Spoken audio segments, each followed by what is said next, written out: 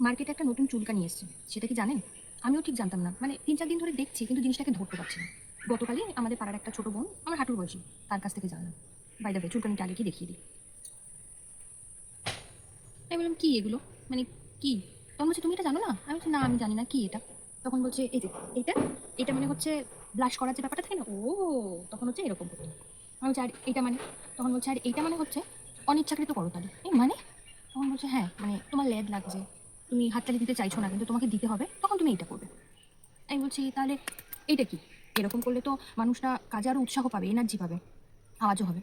তখন বলছে, না আমরা তো এটা চাইছি না, আমরা তো তাকে উৎসাহ দিতে চাইছি না, আমার ল্যাদ লাগছে তার জন্য আমি এমনি করছি। তখন আমি বললাম, তাহলে এরপরে যখন আমাদের অনিচ্ছাকৃত খেতে হবে, কিন্তু খিদে পেয়েছে, খেতেও হবে, তখন আমরা কি করবো?